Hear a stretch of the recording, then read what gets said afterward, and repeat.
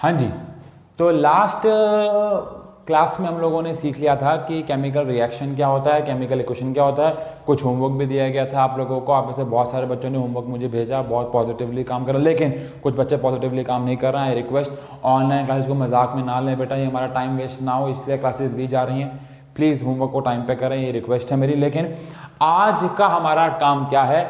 आज का हमारा काम है characters of a chemical reaction. एक केमिकल रिएक्शन या इक्वेशन जब भी हो रही होगी तो उसके क्या क्या कैरेक्टर्स होंगे, इससे हमारा मतलब क्या है, इस हेडिंग का मतलब क्या है, समझ में नहीं आया सर? आओ जरा समझे। एक सवाल पूछूंगा, आप एक हॉस्पिटल में गए, वो सामने से जो बंदा आ रहा है वो डॉक्टर है, ये कैसे पता लगता है आपको? सुन रहा हूं, वेरी गुड। आई होप आपने ये सोचा होगा कि जो सामने से आ रहा है, अगर उसने स्टेथोस्कोप लगाया हुआ है, एक लैब कोट पहना हुआ है, महंगा सा पेन है, अच्छी सी शर्ट पहन रखी है, पोलो टी शर्ट पहन रखी है, पढ़ा लिखा लग रहा है देखने में, तो वो डॉक्टर है। आई होप यही तरीका, वेरी गुड। आप एक कंस्ट्रक्शन साइट पे गए, आप कैसे पता लगाएंगे ये बंदा जो आपको दिख रहा है ये एक इंजीनियर है? आई होप उसने येलो रंग का एक हेलमेट पहन रखा होगा और उसने फिर से वो वेल ड्रेस्ड होगा, लोगों को इंस्ट्रक्शन दे रहा होगा, कुछ डिजाइन कर रहा होगा, ये कैरेक्टर, ठीक है। आप एक कोर्ट में गए, हाई कोर्ट में गए, सुप्रीम कोर्ट में गए, कैसे पता लगेगा जो बंदा सामने से आ रहा है वो एक वकील है, वो एक एडवोकेट है? आई होप उसने व्हाइट रंग की नीचे कोई शर्ट पहन रखी होगी, ऊपर ब्लैक रंग का एक कोट पहन रखा होगा, हाथ में कुछ फाइल्स होंगी, ये कैरेक्टर है ना एक वकील के। दिख के आना, समझ गए ना, ये वकील है, ये इंजीनियर है, डॉक्टर है। ऐसे ही बेटा केमिकल रिएक्शन खुद तो बोलेगी नहीं मैं हो रही हूं, मैं हो रही हूं, मैं हो रही हूं, तो कैसे पता लगाएंगे कि केमिकल रिएक्शन हो रही है? आपने टेस्ट ट्यूब में दो चीजों को मिक्स कर दिया, अब कैसे पता कि केमिकल रिएक्शन हो रही है? उसको पता लगाने के यहां पे 5 कैरेक्टर्स हैं, 5 तरीके हैं पता लगाने के कि केमिकल रिएक्शन हो रही है या नहीं हो रही है। वो कैरेक्टर कौन कौन से हैं? पहला कैरेक्टर है चेंज इन स्टेट। पहला है चेंज इन स्टेट, मतलब रिएक्शन के दौरान स्टेट चेंज हो सकती है। हम पांचों को एग्जाम्पल के साथ साथ बेटा पढ़ते रहेंगे। ऑब्वियसली जब हम ये टॉपिक क्लास में पढ़ते हैं तो हम कुछ रिएक्शंस भी दिखाते हैं, मैं दिखाऊंगा जब हम लोग मिलेंगे क्लासेस में, ताकि इन चीज़ों को समझा जा सके। लेकिन अभी के लिए पहला है चेंज इन स्टेट। इसका मतलब क्या है? इसका मतलब ये है रिएक्शन के दौरान स्टेट चेंज हो सकती है, मतलब सॉलिड से लिक्विड, लिक्विड से गैस, गैस से लिक्विड, ऐसे स्टेट क्या हो सकती है? चेंज हो सकती है। आओ जरा समझने की कोशिश करें इसको एक एग्जाम्पल से। आई होप आप सब बच्चे कार्बन डाइऑक्साइड को और हाइड्रोजन को जानते हैं। इनको अगर जोड़ा जाए तो बेटा मिथेनॉल बन सकता है। ये कार्बन डाइऑक्साइड है जो कि आप सब जानते होंगे शायद गैस होती है, हाइड्रोजन भी गैस होती है, लेकिन मिथेनॉल एक प्रकार का लिक्विड होता है। तो रिएक्शन के बाद स्टेट क्या हो गई? चेंज। दो गैसेस को मिक्स किया और एक लिक्विड तैयार हो गया भाई।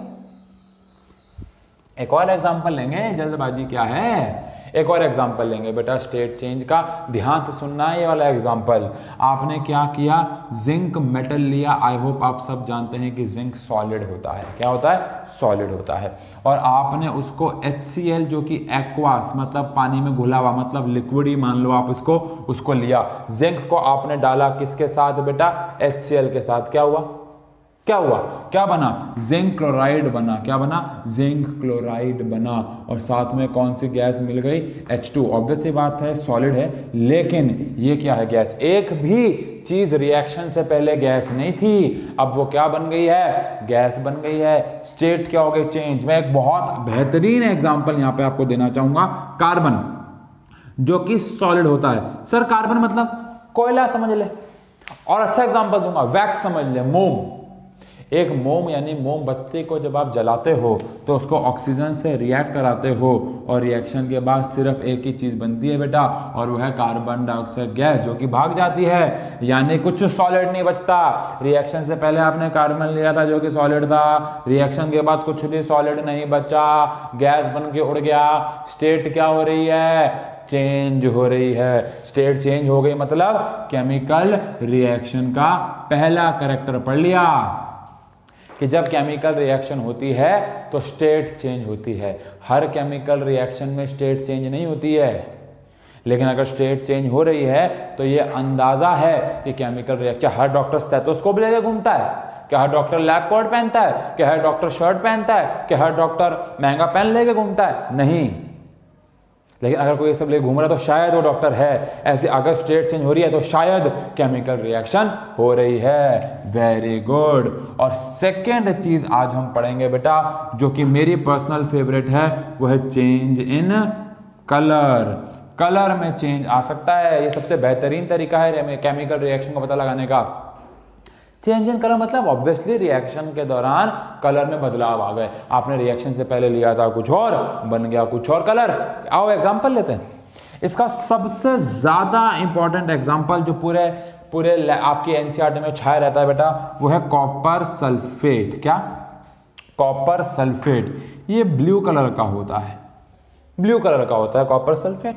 आपने इसके अंदर डाल दिया आयरन के टुकड़े डाल दिए, लोहे की कील डाल दी, कुछ भी डाल दिया, और रिएक्शन के बाद बन गया FeSO4। क्या बन गया? Iron sulphate. और कौन बाहर आ गया? कॉपर बाहर आ गया। ध्यान देना है, गौर फरमाना है, आयरन सल्फेट का कलर बहुत ही ज्यादा लाइट सा ग्रीन होता है। रिएक्शन से पहले पूरे सॉल्यूशन का कलर क्या था? ब्लू था, और आयरन सिल्वर ग्रे था, कॉपर ब्राउन था, लेकिन सॉल्यूशन का कलर क्या था बे? ब्लू था। बट रिएक्शन के बाद जो कलर हो गया है वो हो गया है लाइट ग्रीन। इतना लाइट ग्रीन, कभी कभार कलरलेस भी लगता है, लेकिन लाइट ग्रीन। और रिएक्शन के बाद कलर क्या हो गए? चेंज हो गए। ये एक तरीका है केमिकल रिएक्शन पता। एक और एग्जांपल दूंगा मैं, टेंशन नहीं है, कहीं नहीं जाना हमें। एक और एग्जांपल लेंगे बेटा, कॉपर, जो कि आप सब जानते हैं ब्राउन कलर का होता है। अगर आप उसको ऑक्सीजन के साथ जबरदस्ती हीट करके गर्म करो, काला हो जाएगा, ये कॉपर ऑक्साइड बन जाएगा और काले रंग का हो जाएगा, काले रंग का। तो रिएक्शन के बाद कलर क्या हो गया? चेंज हो गया बेटा। क्या हो गया? चेंज हो गया। इसे क्या बोल रहे हैं हम लोग? सेकेंड, यानी कि चेंज इन कलर। हम क्लासेस में मिलेंगे, इनको लाइव देखेंगे। चेंज इन कलर होगा रिएक्शन के दौरान। अभी मैं नहीं, मेरे पास सामान नहीं है, लॉकडाउन है, घर में बंद हूं, मोदी जी ने बोला है, मेरे पास कुछ सामान नहीं है बेटा। लेकिन क्लासेस में जब मिलेंगे लाइव एक्सपेरिमेंट करेंगे। ठीक है जी। चेंज इन कलर यानी कि जब एक रिएक्शन होगी तो हो सकता है स्टेट चेंज हो जाए, हो सकता है कलर चेंज हो जाए, हो सकता है दोनों हो जाएं, हो सकता है कोई एक हो जाए। तीसरा, और वो है चेंज इन टेम्परेचर। बहुत ही बढ़िया तरीका पता लगाने का कि रिएक्शन हो रही है या नहीं। चेंज इन टेम्परेचर मतलब टेम्परेचर बढ़ भी सकता है, टेम्परेचर कम भी हो सकता है रिएक्शन के दौरान। एग्जाम्पल ध्यान से सुनेंगे। आई होप आप सब ने चूना मतलब कैल्शियम ऑक्साइड, इसके बारे में जानते होंगे आप। चूना वो वाला जो लोगों को लगाया जाता है, नहीं, ये पान पे लगाया जाता है, ये वाइट वॉश में इस्तेमाल होता है। यह चूना कैल्शियम ऑक्साइड है बेटा। ये क्या है? Calcium oxide. क्या आप ये बात जानते हैं कि अगर कैल्शियम ऑक्साइड को पानी में डाल दें तो कैल्शियम हाइड्रोक्साइड बनता है, और इतनी ज़्यादा हीट निकलती है रिएक्शन के दौरान कि जो बचा हुआ पानी है वो उबलने लग जाता है। कैल्शियम ऑक्साइड जब पानी के साथ रिएक्ट होता है तो कैल्शियम हाइड्रोक्साइड बनाता है, और इतनी ज़्यादा हीट निकलती है कि बचा हुआ पानी बॉयल होने लग जाता है। बॉयल नहीं हुआ तो इतना गर्म हो जाता है कि आप उसे छू नहीं सकते बेटा। तो रिएक्शन के बाद टेम्परेचर में भी चेंज आ सकता है। इस वाले रिएक्शन में टेम्परेचर बढ़ गया, टेम्परेचर इंक्रीज हो गया, और यहां से आपका पहला क्वेश्चन होमवर्क बनता है कि why water boils when calcium oxide यानी कि चूना इज एडेड इनटू इट। तो आंसर क्या है कि रिएक्शन के बाद कैल्शियम हाइड्रोक्साइड बनता है और इतनी ज़्यादा हीट निकलती है कि पानी बॉयल होने लग जाता है बेटा। तो रिएक्शन के दौरान टेम्परेचर में भी चेंजेस आ सकते हैं, ये बात आपको ध्यान रखनी है। हम क्लास में इसके ऊपर भी काम करेंगे। तो ये आपके लिए आज का ये वाला क्वेश्चन, पहला वाला क्वेश्चन होमवर्क होता है। तो कोई भी रिएक्शन होती है तो क्या क्या चीजें देखने को मिल सकती हैं? पहली है चेंज इन स्टेट यानी सॉलिड से लिक्विड, लिक्विड से गैस। दूसरा है चेंज इन कलर यानी रिएक्शन के दौरान कलर में बदलाव आ सकता है। और तीसरा है चेंज इन टेम्परेचर, टेम्परेचर में उतार चढ़ाव आ सकता है। फिर ये क्वेश्चन होमवर्क होता है। इतना नोट करेंगे वीडियो पॉज करके, फिर आगे बढ़ेंगे। शाबाश। तो हमने सीख लिया कि चेंज इन स्टेट हो सकता है रिएक्शन के दौरान, कलर में बदलाव आ सकते हैं, टेम्परेचर में बदलाव आ सकते हैं, और इसी तीन को लेके हम थर्ड वाले को यानी टेम्परेचर में बदलाव आ सकते हैं। यहाँ पे एक नया टॉपिक हमारे सामने आता है। हमें 5 कैरेक्टर्स पढ़ने हैं, हमने अभी 3 पढ़े हैं। चेंज इन स्टेट, बोलो बोलो, चेंज इन कलर सुन लिया मैंने, और चेंज इन टेम्परेचर। अब चेंज इन टेम्परेचर में ही एक चीज आ रही है बेटा बीच में, वो है एक्सोथर्मिक और एंडोथर्मिक रिएक्शंस क्या होता है। एक्सोथर्मिक रिएक्शन क्या होता है और एंडोथर्मिक रिएक्शन क्या होता है, इसके बारे में थोड़ी सी बात करेंगे। तो पहले आता है एक्सोथर्मिक रिएक्शन। एक्सोथर्मिक रिएक्शन क्या होता है?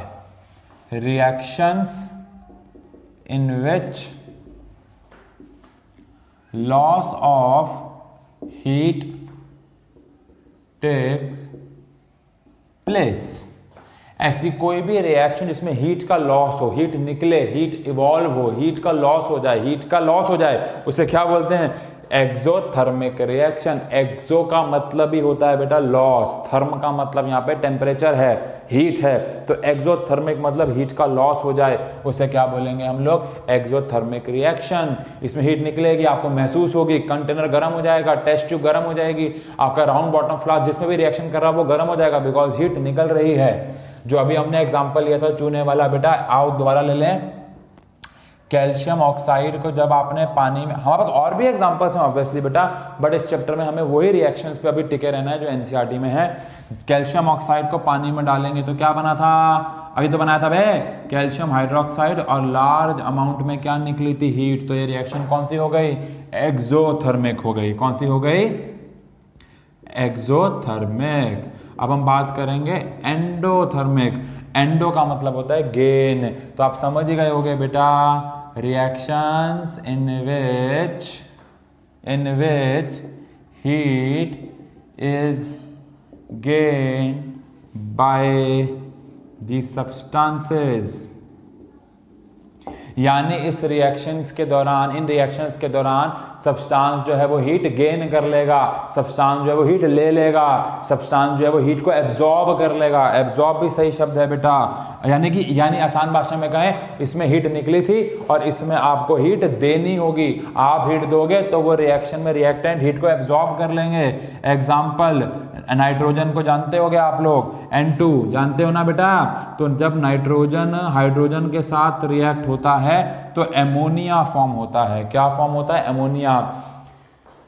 कोई भी माई का लाल इस दुनिया में इस रिएक्शन को नहीं करा सकता बगैर हीट दिए।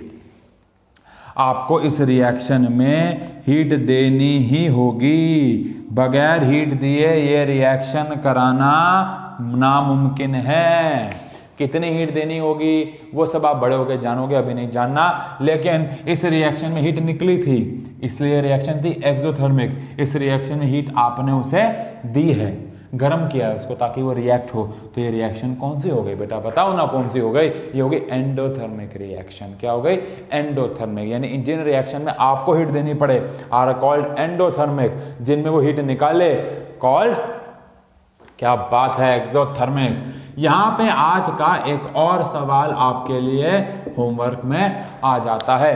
क्वेश्चन दे रहा हूं मैं आपको, आज सेकेंड क्वेश्चन होमवर्क है आपका। क्वेश्चन है, मतलब मैं समझाऊंगा लेकिन लिखना आपको है, why respiration is considered as exothermic reaction. Respiration का मतलब तो समझते ही होंगे आप, 9th क्लास। सांस अंदर ली, खाना ऑक्सीजन के साथ माइटोकॉन्ड्रिया में रिएक्ट हुआ, एनर्जी बनी। तो सवाल यह है कि रेस्पिरेशन को एक्सोथर्मिक क्यों कहा जाता है, रेस्पिरेशन को एक्सोथर्मिक नाम क्यों दिया जा रहा है। आओ जरा समझे बेटा, अंग्रेजी आपको लिखनी है, मैं समझाऊंगा एग्जाम्पल रिएक्शन के साथ। खाना C6H12O6, आई होप आप जानते हैं ये ग्लूकोज है, हमारा खाना होता है। अगर आप इसको ऑक्सीजन के साथ थोड़ी बायोलॉजी है, मैं बायोलॉजी पे नहीं जा रहा क्योंकि केमिस्ट्री का चैप्टर है। ग्लूकोज जब रिएक्ट होता है ऑक्सीजन के साथ तो बेटा एक तो ये बनाता है CO2, एक तो ये बनाता है H2O, लेकिन बहुत सारी एनर्जी निकलती है। आप में से कुछ बच्चे जानते होंगे एनर्जी निकलती है in the form of ATP, adenosine triphosphate. ये बायोलॉजी है, जिसको अभी नहीं आता कोई बात नहीं, बायोलॉजी में फोकस करेंगे। इतना तो आना चाहिए कि जब ग्लूकोज जो हमारा खाना है वो रिएक्ट होता है ऑक्सीजन के साथ, CO2 बनाता है, H2O बनाता है, और लार्ज अमाउंट में क्या निकलती है, एनर्जी निकलती है, एनर्जी निकलती है। और ये एनर्जी किस फॉर्म में निकलती है, इसलिए ये जो प्रोसेस है ये एक्सोथर्मिक है, क्योंकि एक्सोथर्मिक में हीट का लॉस होता है, इसमें भी हीट का एनर्जी का लॉस हो रहा है। दैट इज वाई सारी की सारी रेस्पिरेशन एक्सोथर्मिक होती हैं। समझ में आता है बेटा।